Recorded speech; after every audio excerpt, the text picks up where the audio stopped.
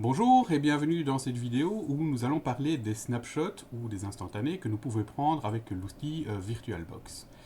Alors, les snapshots, c'est quoi? C'est en fait la capacité en fait, de prendre l'état d'une machine à un moment donné. Donc l'état d'une machine, ça veut dire l'état de son disque dur, donc les données telles qu'elles sont au moment où on prend la capture, et l'état de la machine, de sa configuration, également de savoir si la machine était en veille, si elle était off, si elle était allumée, bref, toutes les informations concernant l'état d'une machine à un moment donné. Alors, à quoi peut servir cet outil? Eh bien, cet outil, il peut vous remettre du mauvais espace. En fait, on va l'utiliser souvent pour trois raisons. Première raison, c'est l'installation d'un nouveau software. Donc, supposons que vous voulez installer un nouveau soft sur votre machine, mais vous n'êtes pas sûr du résultat. Software, ça peut être l'installation d'un software, ça peut être l'installation d'une mise à jour, peu importe. Donc, ce que vous faites, vous prenez un snapshot, vous prenez un instantané juste avant l'installation de votre software. Vous installez votre software, vous vérifiez que tout fonctionne, et là, pas de bol, vous vous rendez compte qu'il y a quelque chose qui ne fonctionne pas. Eh bien, pas de souci, avec les snapshots, vous pourrez revenir à l'état de la machine avant l'installation de votre software. Donc ça vous permet d'éviter de risquer de planter votre machine et finalement de ne plus pouvoir rien en faire. Autre cas que vous pourriez avoir, par exemple, c'est vous allez surfer sur Internet à la recherche d'informations, mais vous savez que vous risquez de passer par des sites, comment dire, un petit peu dangereux. Dans ce cas-là, il est intéressant de prendre un snapshot avant d'aller faire vos visites sur Internet, de telle manière à ce que si par hasard vous chopiez un virus ou un malware sur votre machine, typiquement les fameux ransomware qui vont chiffrer la totalité du disque, et bien là aussi, pas de problème. Vous revenez ensuite au snapshot précédent et vous retrouvez l'état de la machine à l'état où elle se trouvait au moment du snapshot, et donc finalement vous évitez tous les problèmes liés au fait d'avoir eu un virus. Donc voilà, ça ce sont par exemple deux cas typiques. Un troisième cas, c'est dans le cas où vous faites, comme moi par exemple, des cours. Donc vous allez refaire plusieurs fois le même exercice, ou vous allez faire plusieurs fois la même manipulation. Eh bien, en fait, pour éviter justement de devoir tout réinstaller pour faire cette seule manipulation, vous prenez une capture de votre machine juste avant la manipulation, vous faites votre manipulation, comme dans le cadre de cette vidéo, pour l'enregistrer. Une fois que c'est fini, vous pouvez revenir en arrière et vous pouvez refaire la manipulation, par exemple en présentiel avec les étudiants. Donc voilà, trois cas concrets de l'utilisation des snapshots. Donc maintenant, je vais vous montrer comment on peut les faire fonctionner.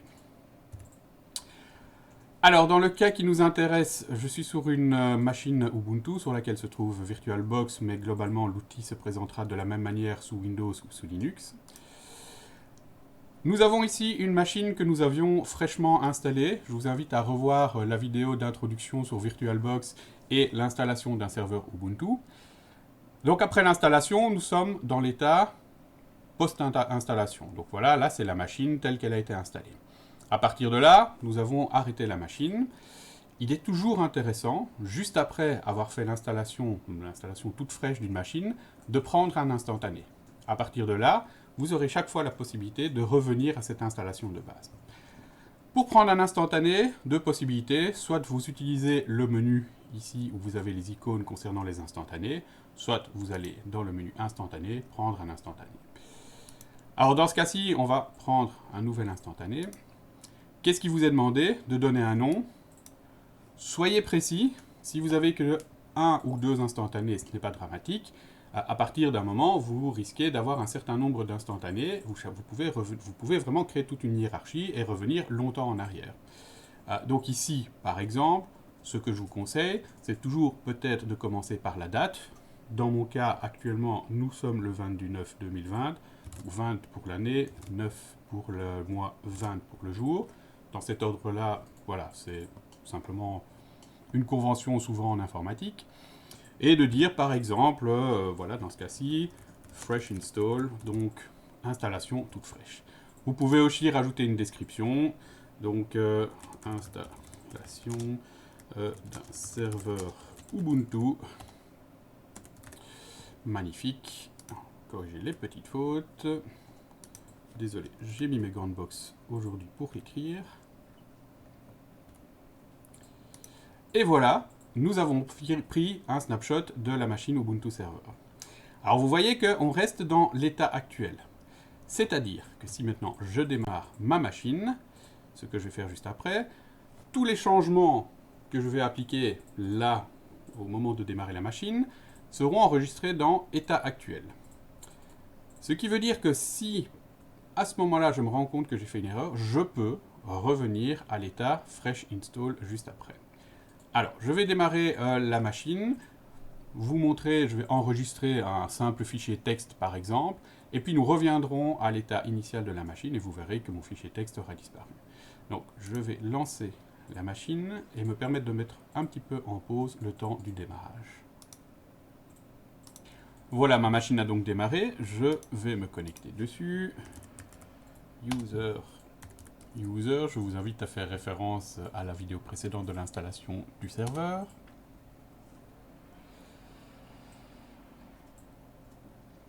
Voilà, il est en train de se connecter.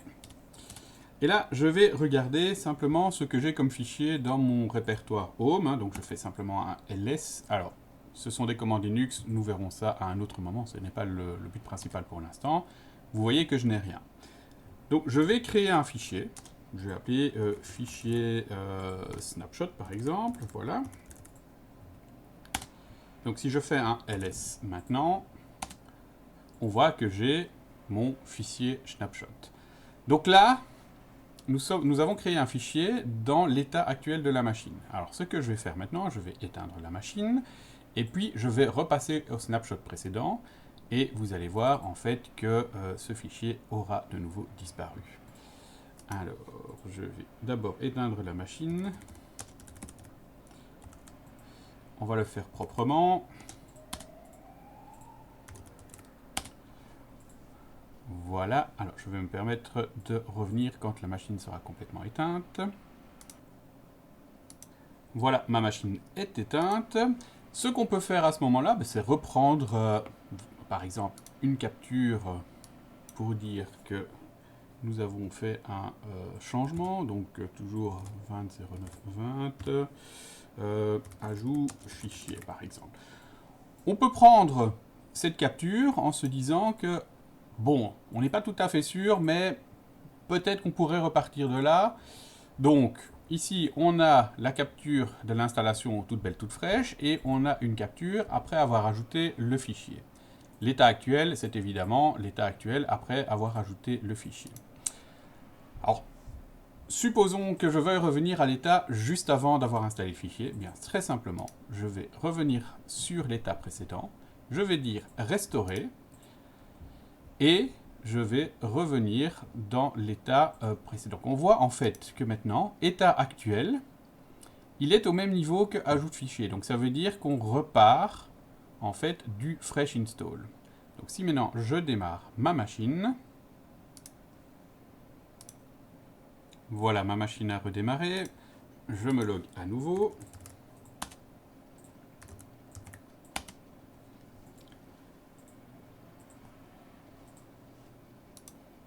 Je vais refaire ma commande ls. Et vous pouvez constater que le fichier n'est plus là. Donc effectivement, je suis donc revenu à l'état de la machine avant d'avoir créé mon fameux fichier. Alors, vous vous rappelez que j'ai pris une capture également après avoir créé ce fichier. Mettons que dans l'état actuel des choses, je me dis, finalement, le changement de configuration n'était pas mauvais, et donc je veux quand même revenir à cet état-là. Eh bien, c'est très simple, je vais donc déjà éteindre cette machine-ci, et revenir à l'état de la machine juste après avoir créé plutôt le fichier en question. Donc ici, je peux y aller franco, je peux éteindre la machine franco, puisque de toute façon, nous allons repartir d'un snapshot. Donc, je reprends mon snapshot après avoir ajouté le fichier, restaurer.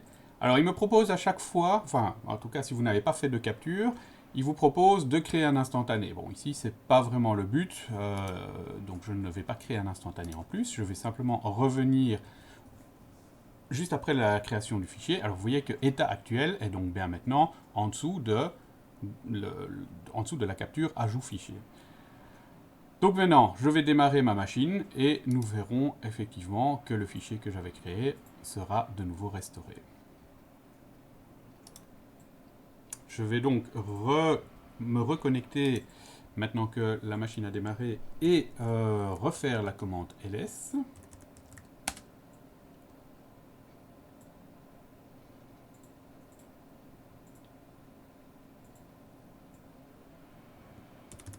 Et nous voyons que le fichier snapshot est de nouveau disponible. Voilà. Donc, je vous ai montré comment fonctionnait un snapshot. Alors, il est très important de noter qu'un snapshot n'est pas un backup. Alors, le principe de fonctionnement d'un snapshot, c'est que vous prenez l'état d'une machine, donc de son disque par exemple à un moment donné, la machine qui va en découler, en fait, fonctionne avec les différences par rapport au fichier d'origine. Donc, si votre fichier d'origine est corrompu, vos machines qui en découlent seront corrompues aussi. Donc il faut bien se rendre compte que ce n'est pas un backup, c'est simplement la possibilité de revenir à un état précédent. Alors quand vous allez exporter cette machine par exemple, il va lui remettre tout en un seul disque pour que vous puissiez repartir de l'exportation que vous avez faite. Mais donc il faut bien garder en tête qu'un snapshot n'est pas un backup. Si vous voulez faire un backup de votre machine, vous l'exportez et à ce moment-là, vous avez une copie de votre machine à l'état de l'exportation. Donc si vous avez fait par exemple ici le snapshot au moment de l'ajout du fichier, donc si vous exportez cette machine-là, vous aurez la machine avec le fichier qui a été ajouté, mais vous n'aurez plus la possibilité de revenir à l'état juste après l'installation. Donc vous ne gardez pas les snapshots qui vont avec. Voilà pour cette petite explication. J'espère qu'elle vous aura donné quelques informations intéressantes par rapport au snapshot. Je vous conseille vivement d'utiliser cette possibilité lorsque vous allez faire des modifications ou des changements sur votre machine pour justement éviter le risque que si votre changement plante la machine que vous avez installée, vous n'êtes pas obligé de tout réinstaller, vous pouvez simplement revenir à l'état précédent de votre machine.